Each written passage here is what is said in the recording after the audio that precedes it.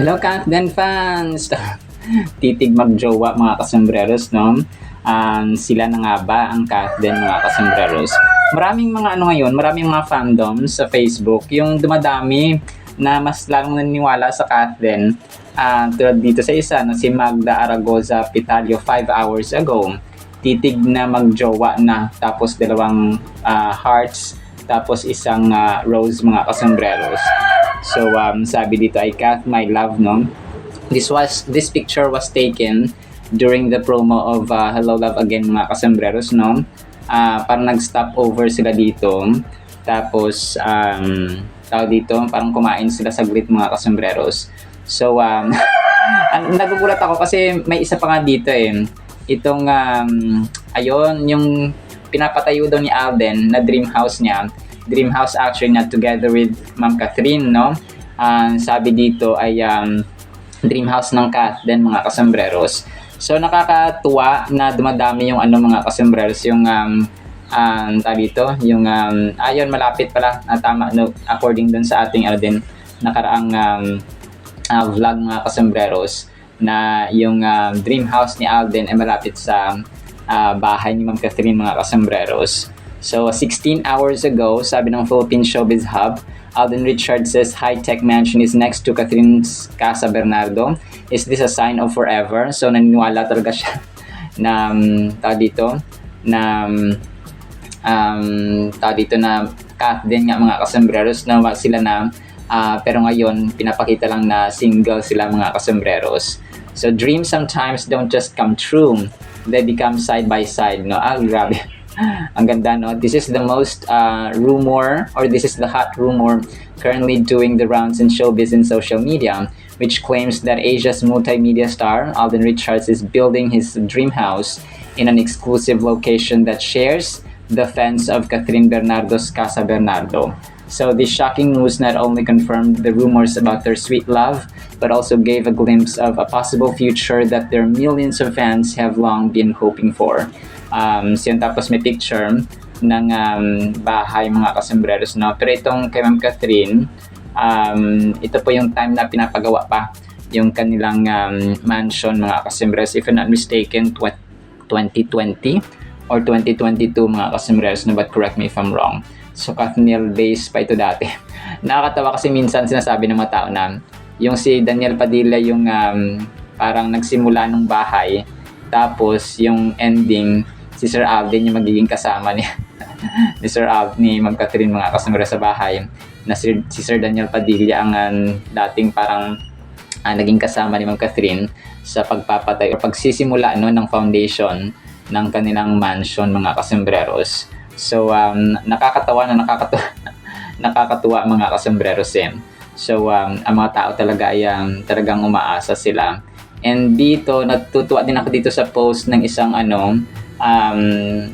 page na Lemon TV, na binati niya mismo ang Kathden sa kanilang panalong na Tequila King and Queen, no? #Catherine Bernardo, #Alden Richards reign as Tequila King and Queen. The spotlight shines brightest on Catherine Bernardo Alden Richards as they won the Tequila King and Queen award at the 41st PMPC Star Wars Movies for Hello Love Again. Their chemistry, talent, and dedication captured the hearts of audiences everywhere. Truly box office royalty. So yun, tapos ang pictures ng Kathden dun sa elevator, no? Na gumagawa sila ng shooting sa Metro Style mga kasembreros or sa Mega Magazine. Naka-white pareho. Ito pa rin suot ni Sir Alden dati, yung may A na letra sa kanyang damit mga kasembreros. So Abercrombie, hindi ko alam kung Abercrombie na something like that, pero yung branded ito mga kasembreros, na kung saan may twinning din sila mga kasembreros, no? Itong damit na ito mga kasembreros. So sobrang cute at sobrang nakakatuwa lang talaga itong mga pinapost na appreciation at acknowledgement sa Kathden mga kasembreros. And then ito, yung isang Kathden admin binalik niya dito yung 4 hours ago, bagay na bagay, the next Marimar tandem ang Kathden. So ang iniisip ko rin dito, kasi di ba may teleserye si Sir Alden sa susunod na taon, iniisip ko dito, sana no, na magtambal sila, it's either Marimar or other dito bagong teleserye or script mga kasembreros. So dito ay Marimar, tapos si Ma'am Catherine, si Marimar, tapos si Sir Alden, si Sergio mga kasembreros, no? Ito po ay dito posisyon ni na Sir Dingdong Dantes at saka ni Ma'am Marian Rivera. Tapos ay pinalitan niya, no? Ang cute lang. Kasi parang magkamukha, no? Si Sir Alden at saka si Ma'am Catherine, si Marian Rivera, parang magkamukha sila sa malayo. Una ko ang tingin dito kagabi, si Dingdong Dantes, si Alden, tapos si Ma'am Catherine naman, si Marian Rivera. Kasi sa unang tingin, no? Pareho, parang may similarity sila ng angle mga kasembreros. Yung hugis ng mukha, no? Si Sir Alden din, pag nagpet-pet pa siya ng konti ay sa malayo, ano na siya, Dingdong Dantes, na kuya niya Dingdong. Kasi Dong yan, Kath din, no? May letter D talaga yan at saka N, no? Ganon dapat. Don Bell, no? So parehong ganon mga love teams mga kasembreros. So, and then ito, next item natin mga kasembreros, Kathleen Shipper, ang page. Sabi nito ay Meet Lulu. Ito po ay Instagram story ni Lulu, no? Si Lulu yata, alam ko part din ito ng glam team niya, no? Pero hindi ko lang namumukhaan kung ano yung itsura niya talaga mga kasembreros. So, yun, October to November 2025 recap.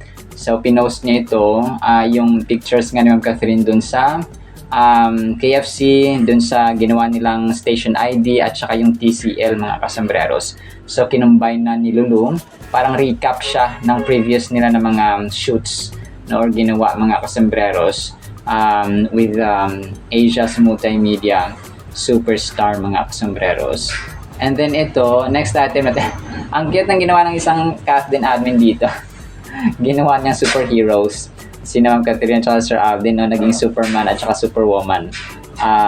Iron Man at saka si Iron Woman mga kasembreros. So si Supergirl, no, Supergirl or Captain America. This Captain America, ano yung babae, lalaki. So si Superman at saka si Superwoman mga kasembreros. So yun na lang. Pero ito po ay edited mga kasembreros, ha. And then ito, yung si Sir Alden, na-feature siya sa Jamie Sparkle Artist, no? Kasi 'di ba, parang kanya-kanya sila ng bati ng congratulations. So sabi ng Sparkle Jamie Artist ay hats off to Asia's multimedia star Alden Richards, truly deserving of the Taquilla King Award at the 41st PMPC Star Awards for Movies for delivering yet another unforgettable performance in Hello Love Again. We are very proud of you. Congratulations. Tapos yung kanyang damit dito ay naka-black at saka tuxedo. So, congratulations. Hats off talaga. Kasi sa sobrang dami ng awards and recognitions ng Kathleen, marulula ka talaga mga kasembreros, no? And they deserve the awards and recognitions mga kasembreros na kanilang natatanggap. Kasi talagang, lahat naman, halos lahat naman mga kasembreros ay nagtatrabaho at nagpapagal, pero may mga deserving, may mga mas deserving lang talaga. And then ito, isingit ko ito, si Sir James Reid spotted, no, doon sa set ng kanilang Someone Someday na bagong teleserye nga.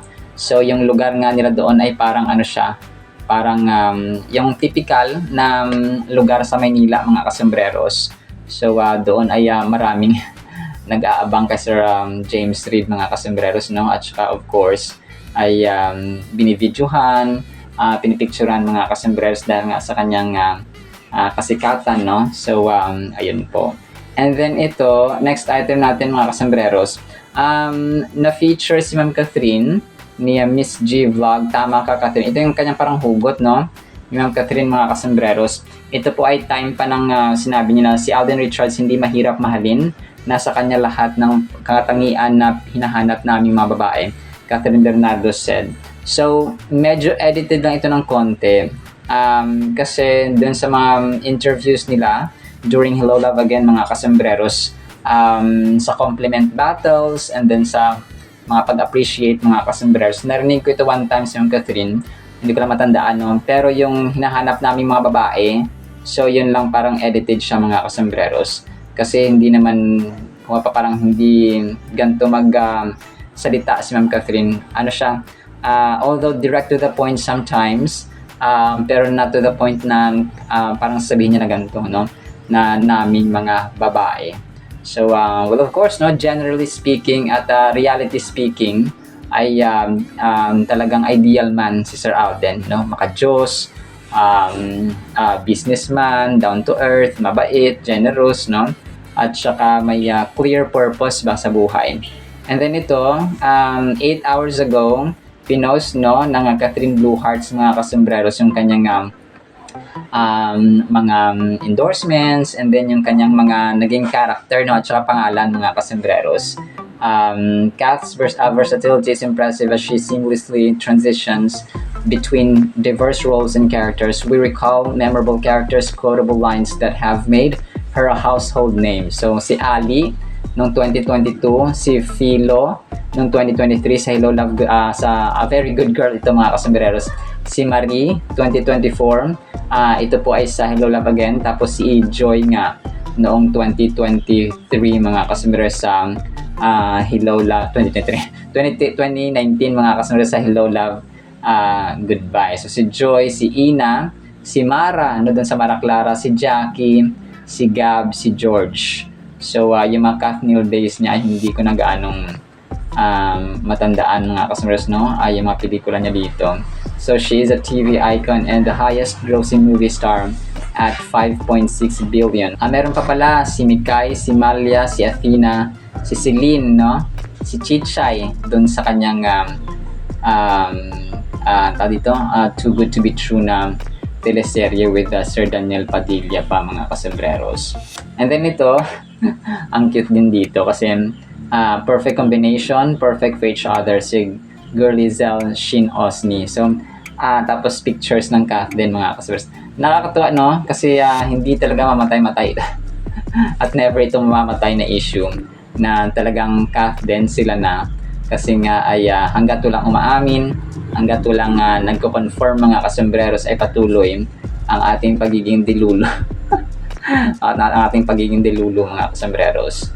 So, tayo po ay Team Panatag, no? Mga kasombreros and mga Kathleenatics. So, talaga nagulat ako dito kasi hindi ko na-expect na mas lalong dumami. Yung the more na nagtatago ang Kath din sa bawat isa, mas lalo tuloy dumami ang mga naging fandoms at saka mga pages na sumusuporta na sa Kath din. Kasi yung awards nila hinahabol sila, no? During Hello Love Again.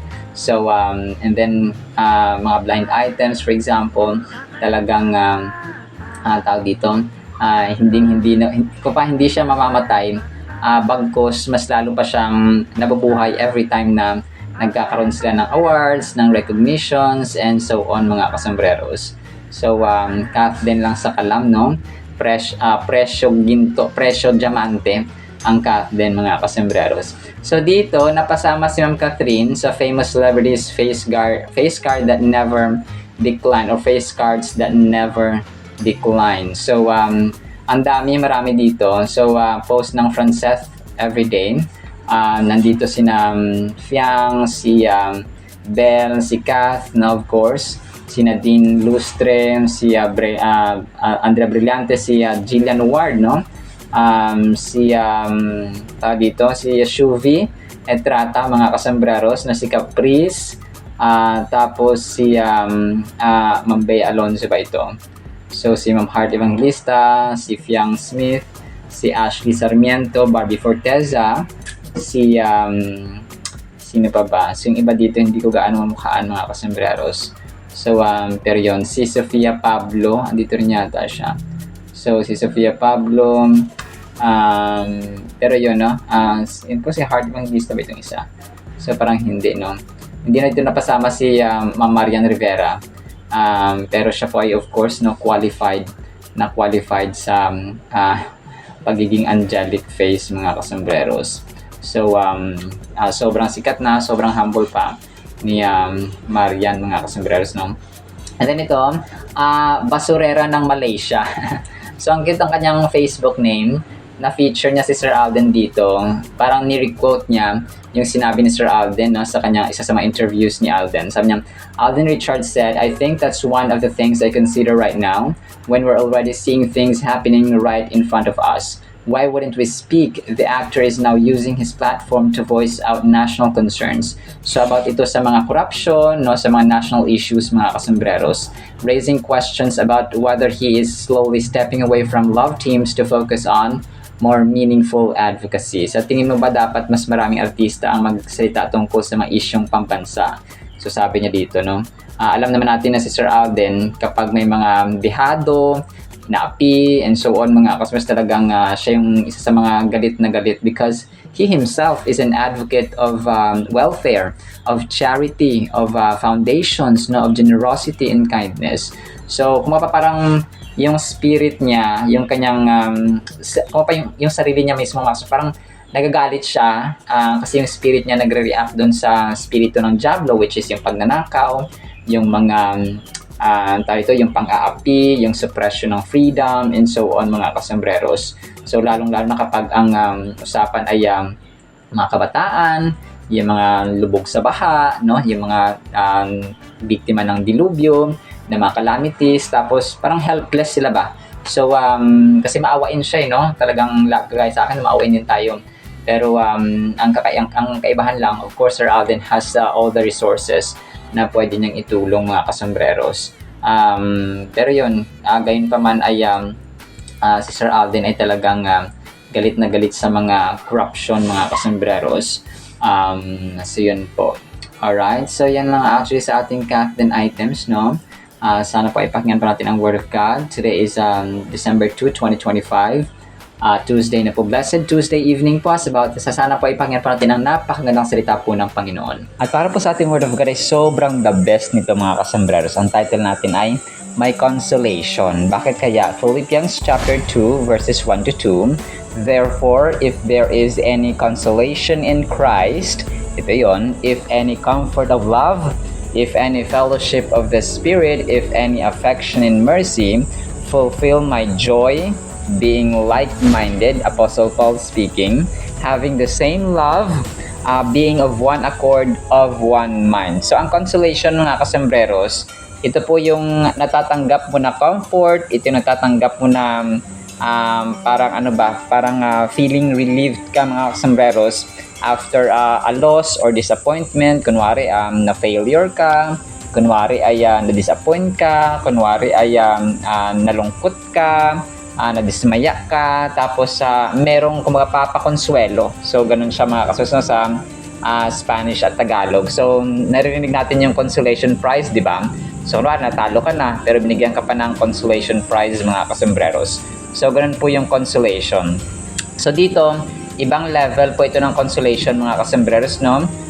Kasi si Apostol Pablo ay sinasabi niya dito na kung meron mang consolation para kay Kristo or mula kay Kristo, mga kasambreros, yung any comfort of love, no, yung kaaliwan sa pag-ibig, mga kasambreros, yung fellowship or pakikiisa sa espiritu, at saka yung affect, yung pagmamahal, no, at saka intimacy, at saka awa, no, mercy, mga kasambreros, sabi ni Apostol Pablo, ay i-fulfill ninyo, kumbaga lagyan ninyo, at saka dito, yung i-satisfy ninyo, mga kasambreros, ang kagalakan natin sa pagiging pagkakaroon ng isang kaisipan, no, isang mind, mga kasambreros, isang goal, isang direction, no, isang instruction, isang Diyos, isang guide, mga kasambreros, and lahat-lahat. So being like-minded, ibig sabihin, pag ang isang pamilya kasi, kunwari, meron silang isang goal, isang mind, isang point of view,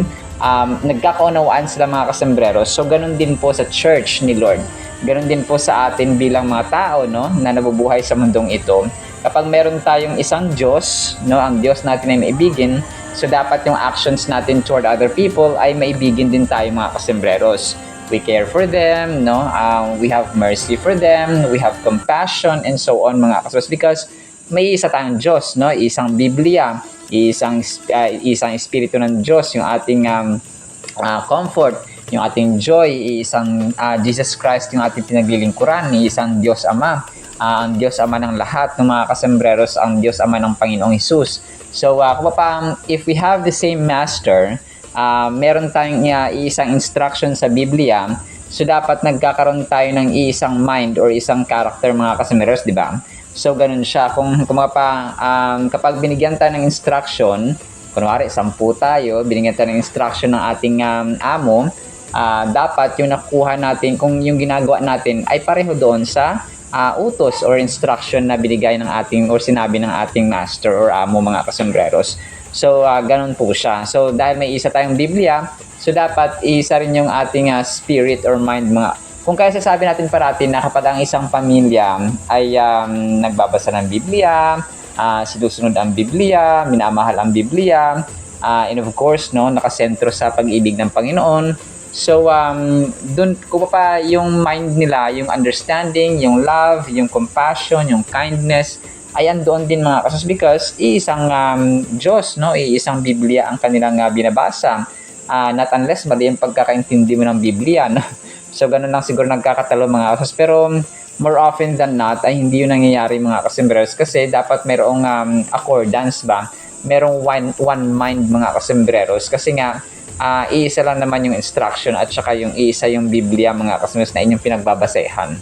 So, ganun ba? Kagaya sa exam, kapag nag-exam ang mga estudyante, kunwari, isang libro na naman yung binigay sa inyo o science book or English book. Tapos, pagdating ng exam, kung kayo ay nag-review, so isang sagot lang din mga kasembreros ang inyong dapat na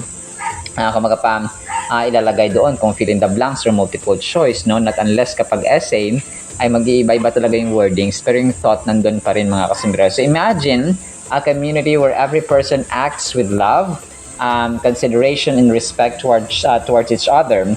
That is the vision that Paul is painting for the believers in Philippi. So he is not just asking them to coexist, but to truly unite in spirit, purpose, and affection. So hindi ko nasama dito yung one purpose, kasi ang isang church, parang sa isang pamilya, kung yung anak ninyo ay tinuruan ninyo ng mabuting asal, so dapat you're expecting them na magiging mabuti yung asal nila, Meron silang concern sa kanilang kapatid, sa kanilang magulang, because tinuruan niyo sila, Tapos, kapag hindi sila nagkakaroon ng unity, nagkakaroon sila ng hidwaan sa bawat isa, so ano ang maging reaksyon ng magulang? So, di ba? Magagalit, i-settle sila mga kasembreros, kakausapin, i-reconcile.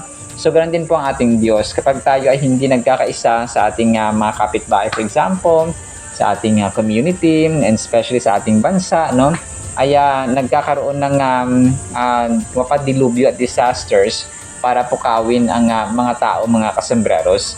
So, kaya sinasabi ni Apostol Pablo dito na hindi lang tayo dapat nabubuhay, kundi dapat alam natin at nabubuhay tayo na may purpose. Okay? Na may isang purpose, may isang spirit, may isang affection, may isang Diyos, mga kasembreros.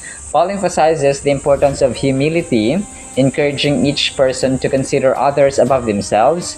This sense of humility fosters an environment where conflicts can be resolved peacefully and understanding can flourish. So yun siya mga kasembreros, talagang napakaganda. Masarap ang buhay sa isang tahanan, sa isang community. Kapitbahay mo nagpapatugtog ng mga worship songs, so ikaw din ganun din. So parang since one spirit ng Panginoon yung nagda-drive or nagahari sa isang community, ay talagang nakakatuwa, dito sa amin talaga ako natutuwa din, kapitbahay namin kasi yung aming bahay, yung pinakamalapit lang talaga sa amin, dalawa lang kami ng bahay dito.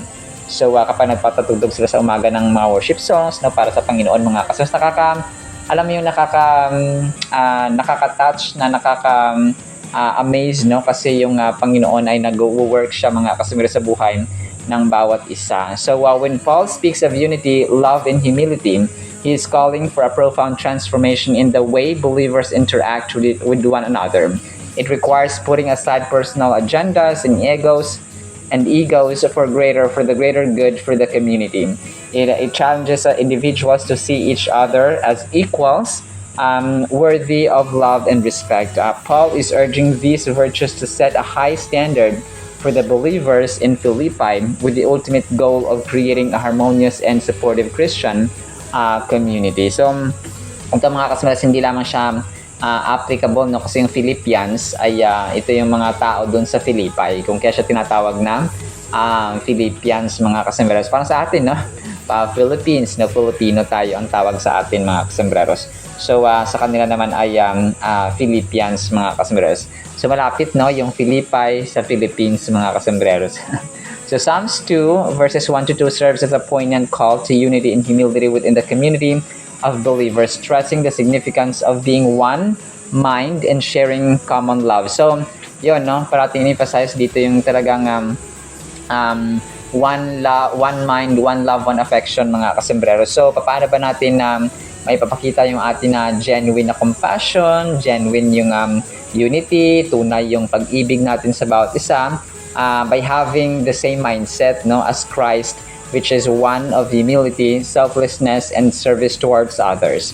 So imagine natin si Jesus Christ, no, hari siya, pero hindi siya pumunta sa mundong ito para paglingkuran, kundi para maglingkod. So doon pala makita mo yung humility, yung pagpapakumbaba to the highest and to the most perfect, no, na level, mga kasembreros, na walang tao, walang hari, walang mga prophets na nakagawa ng ganoon, mga kasembreros. Only Jesus Christ, no, the Son of the living God, the Messiah, na hello, hari siya, anak siya ng Diyos, ng mga Diyos at hari ng mga hari. He is the Son of the living God, and He owns everything. He owns this world. He owns all planets, all constellations, all galaxies, all stars, all moons, mga kasos. And ang tinatapakan natin ito ay kanya, mga kasos. No? He owns, kung pa yung tao, nilikha niya. Pero anong ginawa niya? No? Naglingkod siya. Hindi siya naging hari-harian, mga kasembreros. But He served men, mga kasos. Grabe, no? So doon pa lang dapat nagsiset, para sa mindset natin, ay example natin si Jesus Christ when it comes to sa lahat ng aspects, sa lahat ng ugali, mga kasembreros. Kasi siya lamang ang perfecto, no? May mga tao tayong mga hinahangaan, pero yung pinaka-perfecto talaga at sukdulan sa lahat ay si Lord Jesus Christ, mga kasembreros, yung ating pinaka-example. Kasi mga tao nagkakamali, no? Once in a while, nagkakamali sila. So, disappoint tayo kasi nakita natin na nagkakamali sila. Pero kapag si Lord ang ating si Lord Jesus Christ ang ating example ng pagiging humble, pagiging loving, pagiging caring, pagiging compassionate, pagiging merciful, pagiging forgiving, na nagpapatawad, mga kasembreros, at lahat ng mabuti at magagandang aspects, ay hindi tayo ma-disappoint because Jesus Christ Himself is the most perfect, the most flawless, the most blameless, and the most ultimate sa lahat ng ultimate, sa lahat ng ultimate, sa lahat ng ultimate, sa lahat ng ultimate, sa lahat ng ultimate, mga kasembreros, na examples. Marami yun, pero that's the reality, that's the truth, mga kasembreros, that we cannot and we should not deny. So, ganun, mga kasos, no? So, may consolation kay Lord Jesus Christ, and more than consolation, mga kasembreros, perfection, no, sa lahat ng levels, and walang human standard ang pwedeng maka-measure ng kanyang perfection, mga kasembreros.